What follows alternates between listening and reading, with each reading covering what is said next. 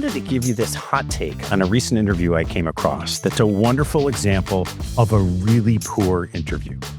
So just as a quick reminder, in our interviewing module, it talked about how the purpose of an interview is to gather information and learn. And that's going to help us make better investment decisions. Part of that is if we're trying to gather information and learn and we're really trying to listen, what we're not trying to do is prove to somebody else how smart we are or to get someone else to agree with our point of view. So I'm going to break this down and highlight three important techniques that we talked about: open-ended questions, short questions, which I actually don't think I talked about in the module, but it's important, and pregnant pauses. And here's the setup. A few months ago, American Eagle launched an ad campaign with Sweeney that was titled Sweeney Has Great Genes.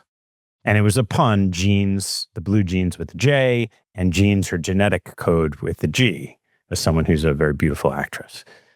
Now, that campaign was very commercially successful, but it also sparked a bunch of controversy from people who inferred that the mixed metaphor had an undertone of white supremacy.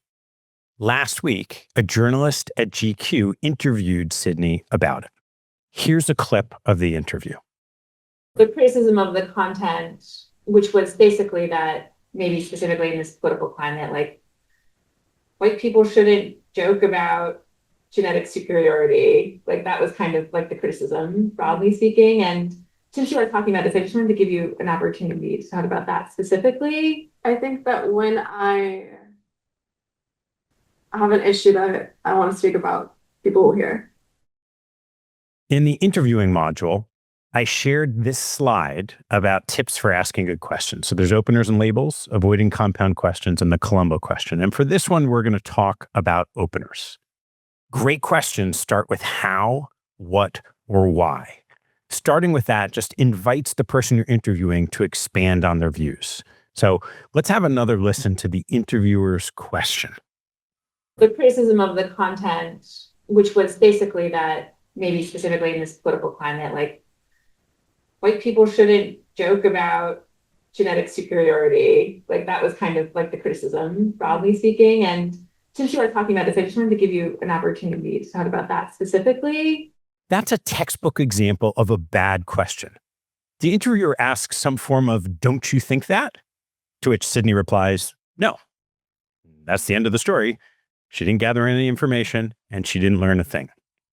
If I were interviewing Sydney, I would have asked something like, when American Eagle approached you about the campaign, what'd you think? Or what came to mind? And then depending on a response, there's a couple ways I might think of following up. One is, well, why was that interesting to you?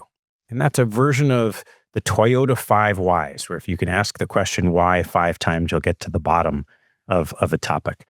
I might have also said, what else do you think? If she was either short or I just felt like there was something more to say.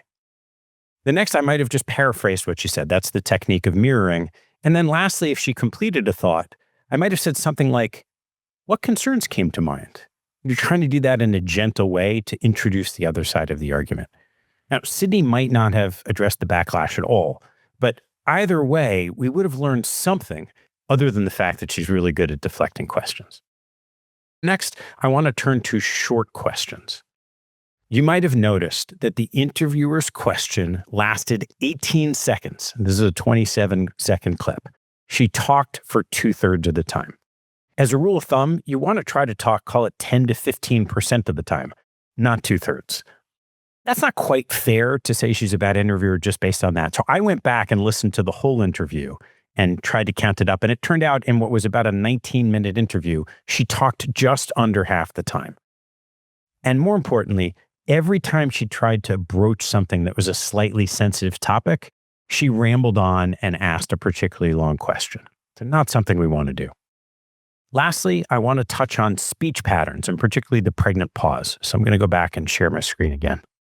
In the public speaking module, I discuss common verbal habits like using verbal fillers, speaking too quickly, muted tones as if you're in public speaking, not speaking loud enough, and then misreading the person that you're trying to connect with. Verbal fillers, like, all that stuff, they creep in. And I want you to listen again here. We're just going to listen to Sydney's answer to the question. I think that when I I have an issue that I want to speak about. People will hear. Sydney handled that flawlessly. She paused when she really wanted to think about what she was going to say, didn't use any filler words. She also spoke slowly, which allowed her to come across as thoughtful and confident and in control. And the interviewer was just the opposite. I'm not going to play that clip again, but she spoke rapidly the whole time. She used lots of filler words. She used specifically and like quite a bit. And it was all one sentence monotone. She clearly didn't connect with Sydney. One of the things that's fun to see, and was a meme clip all over the place, was this incredible mismatch in their facial expressions. So let me go back and show you that. So I'm going to take the sound off and just look at these couple of seconds. Look at the facial expression of the interviewer. There's Sydney, stone-faced, not really warmed up. And the interviewer, look at that skeptical look on her face. And then she turns it back. And again, Sydney, relatively straightforward as she's answering. As the interviewer, you want to do your best to try to match the demeanor of the person you're trying to interview. It's going to make them feel comfortable and give you more information. So here's the takeaway. If the interviewer's objective was the same thing as ours, gather information and learn, that was a colossal failure. Now, I can't tell you that's what she was trying to do. She may have been trying to get Sydney to say something that would go viral, or she might have just been trying to pursue her own political agenda. If she was trying to go viral, she succeeded, but clearly for the wrong reasons, because the only thing that went viral was Sydney's poise in deflecting her question. And if she was trying to pursue a political agenda, well, Sydney didn't take the bait.